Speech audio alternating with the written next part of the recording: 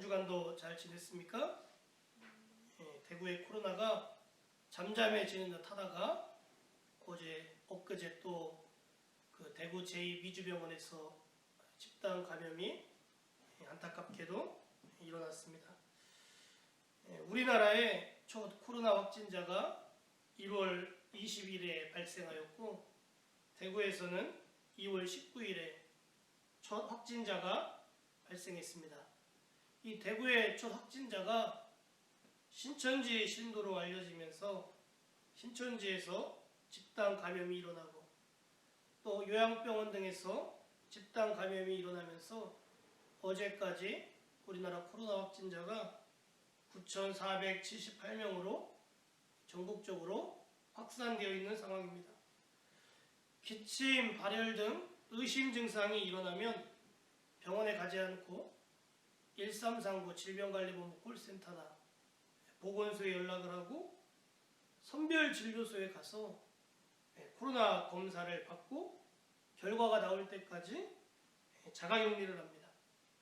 이 대구 경북은 코로나 확진자가 폭발적으로 늘어나면서 병실이 부족해서 코로나 확진을 받아도 증상이 경미하면 자가격리를 했어요.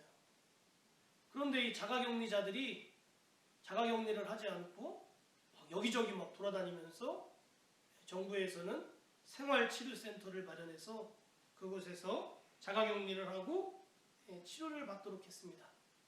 이렇게 자가격리를 하는 이유가 뭐냐면 이 코로나19는 감염성 질환이기 때문입니다. 치명률이 높으면 전파가 낮고 치명률이 낮으면 전파 속도가 높다는 거예요. 근데 이 코로나19는 치명률이 낮은 대신에 전파 속도가 빠르다는 것입니다. 그래서 이 코로나19를 막기 위해서는 자가격리가 중요한 것입니다. 오늘 본문에 보면 이 나병 환자가 등장합니다. 우리 개역 개정 성경에서는 나병 환자라고 기록되어 있어요.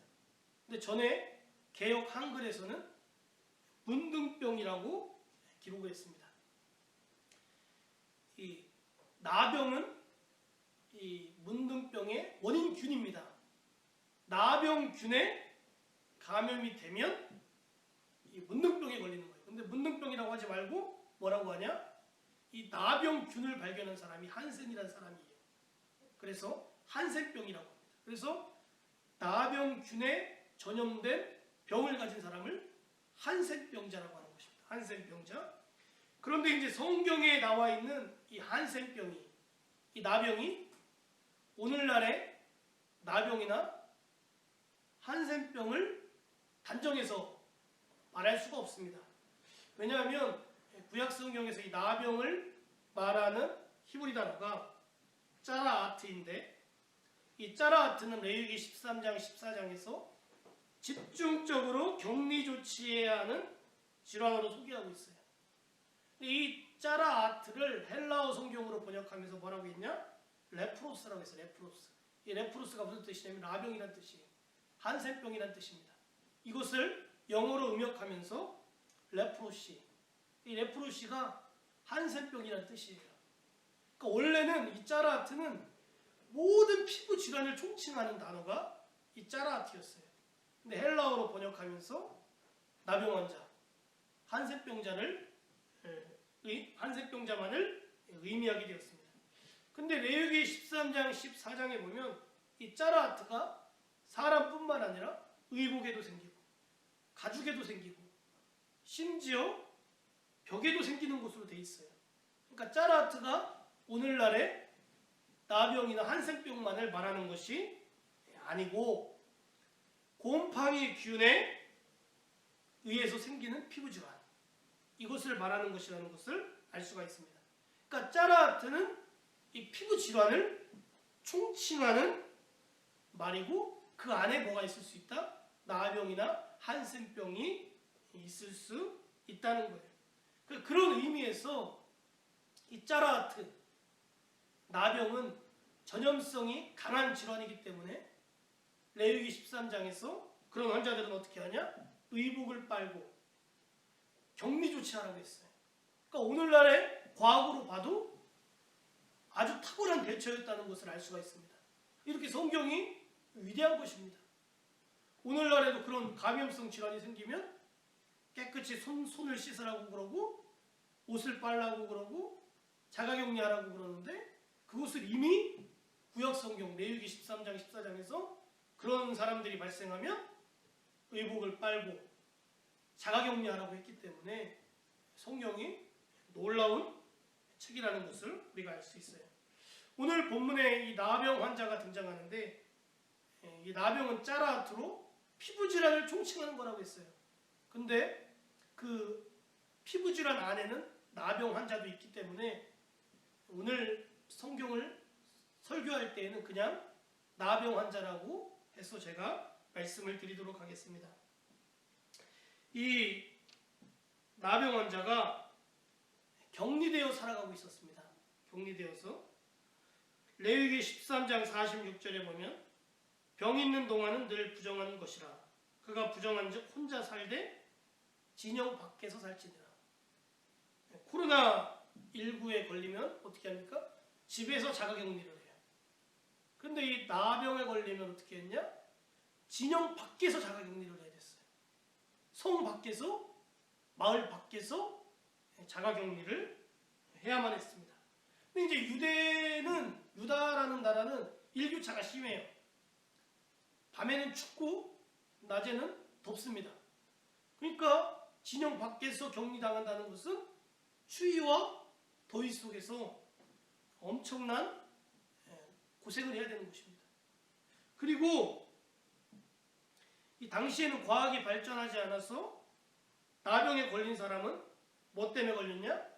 죄로 인해서 저주를 받아서 이 나병에 걸린 것이라고 생각했어요.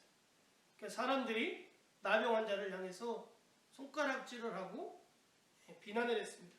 그러니까 이 나병 환자가 되면 아주 추위와 더위 속에서 격리되어 살아가야 되고 또 사람들에게 손가락질과 비난을 받아야 되기 때문에 육체적으로, 정신적으로 또 죄인으로 몰렸어요. 그래서 영적으로 괴로운 삶을 살아야 했던 것이 누구냐면 이 나병 환자들이었어요.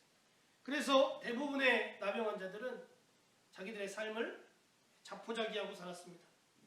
근데 오늘 등장하는 이 나병 환자는 나병에서 고침받고 싶어 했어요. 그래서 예수님께 나와서 무릎을 꿇고 엎드려서 간구했습니다. 오늘 본문의 나병 환자의 위대함은 뭐냐면 예수님께 나아왔다는 거예요. 나병 환자는 병이 나았다고 하는 판정을 제사장에게 받기 전까지는 사람들과 떨어져서 격리되어 살아야 됩니다. 사람들을 만나서는 안 돼요. 여러분 코로나19로 자가격리적인 확진자가 막 저기 남양주에 있는 딸을 만나러 막 갔다 왔어요. 그러면서 사람들이 막 분노했습니다. 그래서 코로나 3법이라는 법을 통과시켰어요. 그 코로나 3법 중에 하나가 뭐냐면 자가격리나 입원 치료 조치를 위반할 경우에 1년 이하의 감옥이나 또는 1천만 원 이하의 벌금에 처하도록 하는 것이 이 코로나 3법이에요. 오늘날에도 이 감염성 질환에 걸리면 자기 마음대로 집 밖에 나가면 안 됩니다.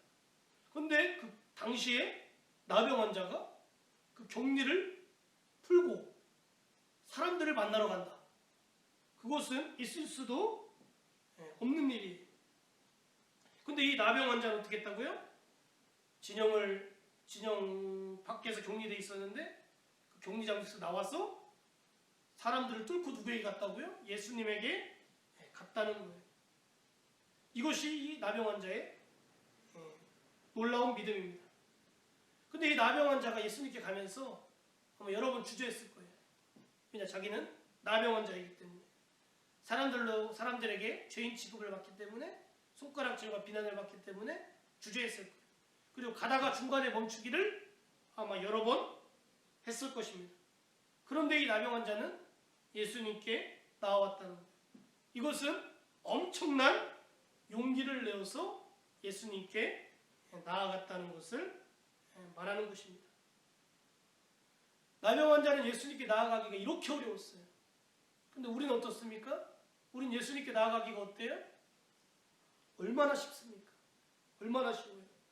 히브리서 4장 16절에 보면 그러므로 우리는 긍휼하심을 받고 때를 따라 돕는 은혜를 얻기 위하여 은혜의 보좌 앞에 담대히 나아갈지니라. 구약시대 때는 제사장을 통하지 않고는 하나님께 나아갈 수가 없었어요. 이 나병 환자는 엄청난 용기를 내어야지만이 예수님께 나아갈 수 있었습니다. 근데 신약시대를 살아가는 우리는 예수님의 십자가의 은혜로 얼마든지 내가 마음만 먹으면 담대히 예수님께 나아갈 수 있게 되었다는 것입니다. 그것이 나의 공부 때문이 아니에요. 내가 무슨 선행을 많이 해서 내가 잘나서 아니라는 거예요. 예수님의 십자가의 은혜 때문에 우리가 예수님께 담대히 나아갈 수 있게 된 것입니다. 그래서 구약시대 때는 너무나 어려웠어요. 그리고 이 나병 환자가 예수님께 나아가는 너무나 어려웠어요. 근데 우리는 너무나 쉽게 예수님께 나아갈 수 있다는 것을 여러분이 아시고 예수님께 담대히 나아가서 예수님께 강구하는 자들이 되시기를 간절히 축원합니다. 그리고 이 나병 환자는 예수님께 나와서 뭐 했냐? 무릎을 꿇었어요. 여러분, 다른 사람에게 무릎을 꿇는다는 것은 심히 자존심이 상하는 일입니다. 얼마 전에 이태원 클라스라는 드라마가 인기를 얻었어요. 어제 어떤 분의 페이스북을 보니까 이태원 클라스가 끝나서 금토일이 심심하대요. 이렇게 인기를 끌었었는데 그 드라마의 주인공 박세로이라는 주인공이 있는데 그 주인공이 무릎을 꿇으면 두 번 위기에서 벗어날 수 있는 길이 있었습니다. 한 번은 거기에 장근원이라는 아주 장가 회장의 아들이 있는데 그가 막 학급 동료생을 막 빵셔틀을 하는 거예요. 그것을 참지 못하고 그 친구를 때렸다가 퇴학당할 위기에 처했습니다. 그때 아버지가 무릎을 꿇으면 퇴학을 안 당하게 해주겠다. 그런데 무릎을 안 꿇었어요. 그리고 또 한 번은 이 박세로이의 아버지가 그 친구 장근원이라는 친구에게 뺑소니를 당해가지고 죽게 됐어요. 그래서 그것을 알고 가가지고 또 그 친구를 막 두들겨 팼습니다. 그래서 감옥에 잡혀가서 경찰서에 잡혀가서 감옥에 들어가게 되었습니다. 그때 이 또 아버지가 무릎을 꿇으면 내가 감옥에 안 들어가게 해주겠다고 했어요. 근데도 무릎을 꿇지 않았습니다. 이렇게 다른 사람에게 무릎을 꿇는다는 것은 자존심이 상하는 일이에요. 근데 마지막에 어떻습니까? 사랑하는 사람을 살리기 위해서 무릎을 꿇는 것을 보게 돼요. 그리고 평생 이 박세로이를 힘들게 했었던 그 장가의 회장도 무릎을 꿇습니다. 두 사람의 무릎의 차이가 뭡니까? 이 주인공은 사랑하는 사람을 살리기 위해서 무릎을 꿇었어요. 근데 이 장가 회장은 어때요? 자기 회사가 망하게 생겼으니까 자기가 살기 위해서 무릎을 꿇은 것입니다.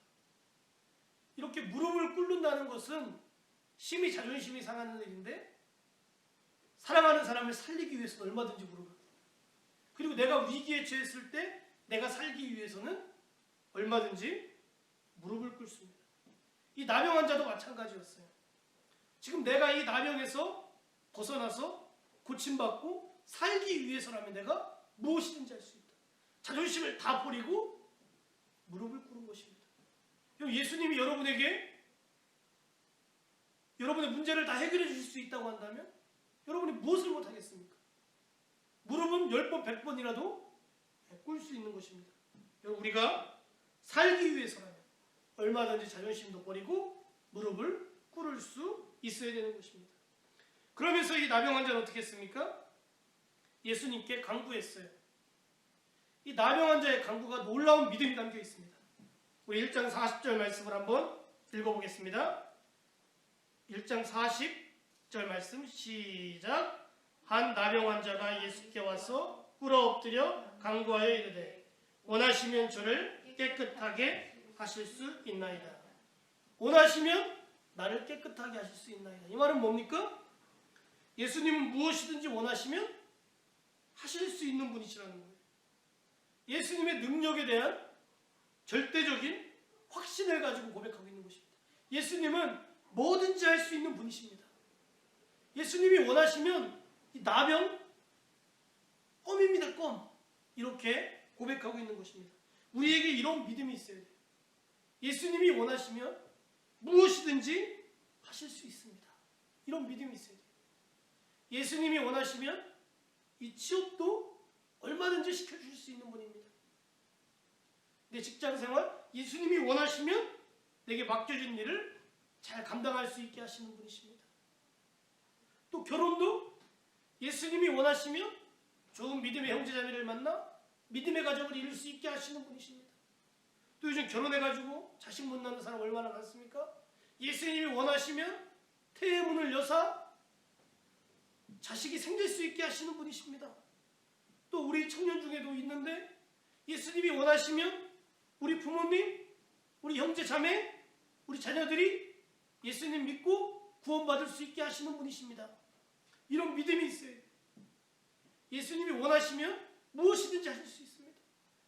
예수님의 능력에는 한계가 없습니다. 이런 믿음이 우리에게 있어야 돼요. 이 나병 환자는 그 믿음을 가지고 예수님께 고백한 것입니다. 예수님이 원하시면 저를 깨끗하게 하실 수 있나이다. 우리가 이 믿음을 가져야 돼요. 예수님은 병든 자를 고쳐주실 때 가끔 내 믿음대로 될지어다라고 하셨어요. 내 믿음대로 될지어다.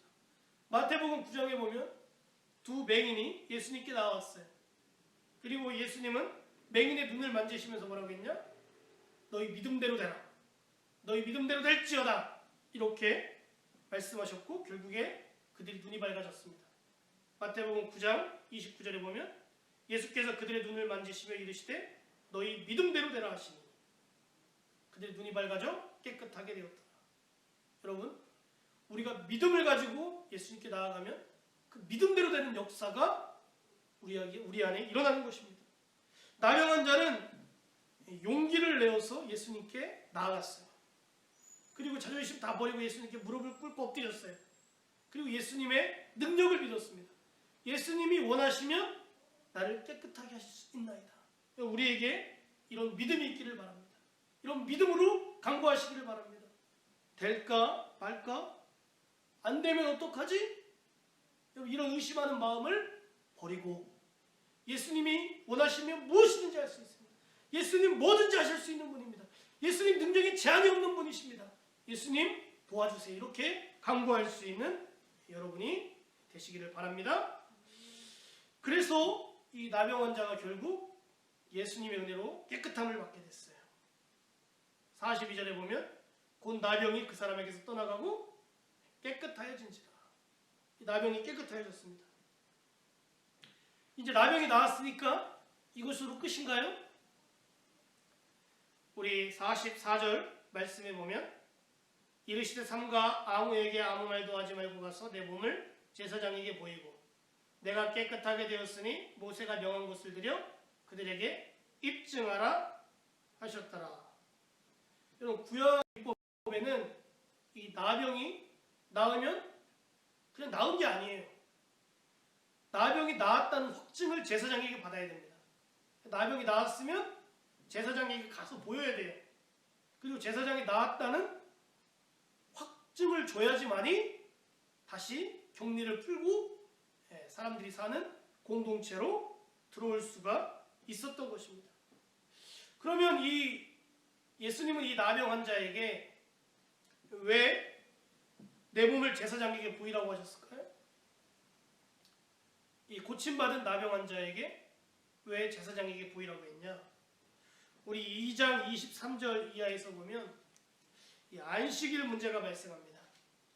예수님이 제자들과 함께 가다가 심히 배고팠어요. 그날은 어떤 날이었냐? 안식일이었습니다. 근데 예수님과 제자들은 밀밭 사이를 지나가다가 얼마나 시장하셨는지 그 밀을 까서 먹었어요. 그러자 바리새인들이 예수님과 제자들은 안식일에 일을 했다, 안식일을 범했다 하면서 예수님을 비난했습니다. 그 다음에 3장 1절 이하에 보면 예수님께서 안식일에 회당에 들어가서 가르치시려고 하는데 회당 한쪽에 손 마른 사람이 있는 거예요. 손 마른 사람. 예수님이 그의 손마른 병을 고쳐주셨어요. 그러니까 사람들이 뭐라고 하냐? 예수님이 안식일에 일했다는 거예요. 그러면서 예수님을 비난했습니다. 이 바리새인들은 예수님이 율법을 지키지 않는 자라고, 안식일을 범하는 자라고 예수님을 비난했어요. 그런데 예수님은 아니라는 거죠. 나는 율법을 지키는 자라는 거예요. 이 문둥병자가, 나병 환자가 나병에서 고침을 받았을 때 예수님 어떻게 했어요? 율법대로 제사장에게 가서 보이고 확증을 받은 다음에 모세가 명한 대로 뭐라고 했어요? 하나님께 와서 예물을 드리라고 했어요. 예물을 드려야 되는 거예요. 이 구약의 율법대로 하라고 예수님께서 말씀하셨습니다. 그러니까 예수님은 율법을 무시하는 자가 아니에요. 율법을 지키는 자라는 거예요. 근데 예수님이 율법을 지키는 거는 이 바리새인과 달랐습니다. 이 바리새인들은 어떻게 율법을 지킵니까? 문자 그대로 지켜요. 근데 예수님은요, 그 율법의 정신을 지키는 겁니다. 율법의 정신. 이 율법의 정신이 뭘까요? 사랑입니다. 사랑. 그래서 사도 바울이 이렇게 말했어요. 로마서 13장 10절에서 사랑은 율법의 완성이니라. 이 바리새인들은 왜 예수님 안식일에 밀을 비벼서 까먹습니까? 왜 일을 합니까? 또 예수님 왜 안식일에 사람의 병을 고쳐줍니까? 왜 안식일을 범합니까? 그랬어요. 문자 그대로 해서 예수님 안식일을 범했다는 거예요. 예수님은 뭐냐? 아니 그럼 안식일에 사람이 배고파 죽는 것이 낫냐? 밀을 먹고 사는 것이 낫냐? 또 안식일에 손마른 사람이 병으로 고통받는 게 낫냐? 그 병에서 고침을 받는 게 낫냐? 이렇게 말씀하시면서 율법의 정신을 지키는 것이 율법을 지키는 것이라고 말씀하신 거예요. 그래서 제자들이 와서, 사람들이 와서 예수님 모세의 율법을 무엇이라고 말씀하시겠습니까? 했을 때 예수님이 그 율법은 뭐라고 했어요? 하나님을 사랑하는 것이고 내 이웃을 내 몸과 같이 사랑하는 거라고 했어요. 사랑하는 것이 율법의 완성이에요. 이 바리새인들은 율법을 문자 그대로 행하는 것이 율법을 지키는 것이라고 했지만 예수님은 율법의 정신, 그 사랑을 완성하는 것이 율법을 지키는 것이라고 말씀한 것이에요. 우리가 신앙생활하면서 율법주의자가 되는 것을 조심해야 됩니다. 무엇을 하고 안 하고가 중요한 것이 아니에요. 내가 하는 행동 속에 뭐가 있어야 됩니까? 사랑이 있어야 돼요. 사랑이 없는 행위는 율법주의자입니다. 여러분이 교회에 와서 열심히 봉사를 해요. 근데 그곳에 사랑이 없다? 그럼 율법주의자입니다. 여러분이 교회 와서 하나님께 예물을 드려요. 근데 그 속에 하나님을 향한 사랑이 없다? 율법주의자인 거예요. 여러분 우리가 율법주의자가 되지 않도록 조심해야 돼요. 그 속에 사랑이 있어요. 사랑. 다른 사람을 위해서 구제를 해요. 근데 그냥 사랑이 없이 구제한다. 그럼 율법주의자입니다. 근데 그곳에 이웃을 향한 긍휼의 마음, 사랑하는 마음으로 하면 그것은 사랑인 것입니다. 여러분 우리가 무엇을 하든지 간에 사랑으로 행하는 자들이 되시기를 주님의 이름으로 축원합니다. 사랑으로 행하는 자들이 되시기를 주님의 이름으로 축원합니다.